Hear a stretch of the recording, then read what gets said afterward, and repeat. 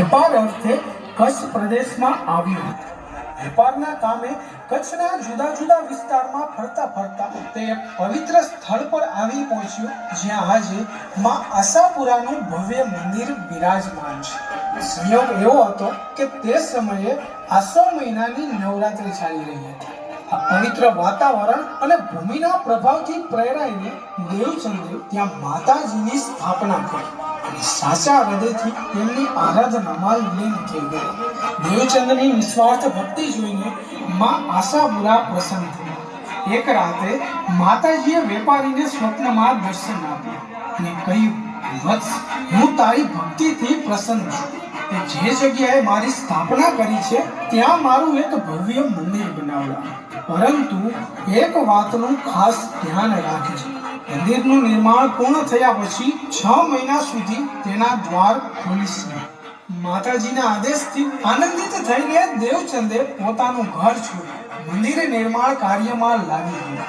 મંદિર તૈયાર થતાં જ તેને દ્વાર બંધ કર્યું અને માતાજીની આજ્ઞા અનુસાર બહાર બેસીને મંદિરની રખેવાળી કરવા લાગી. 5 મહિનાનો સમય શાંતિથી પસાર થયો.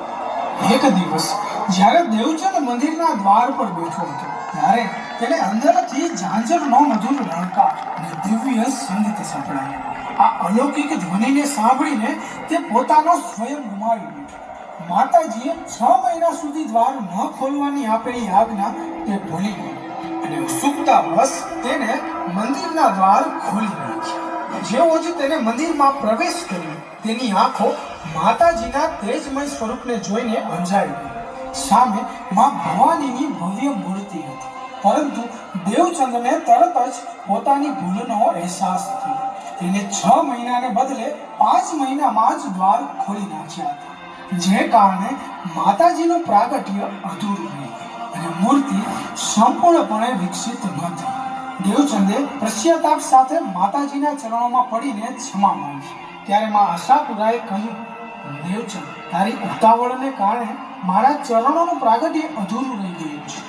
જો કે તેની ભક્તિથી પ્રસન્ન થઈને માતાજીએ તેને વરદાન માંગવાનું કહ્યું.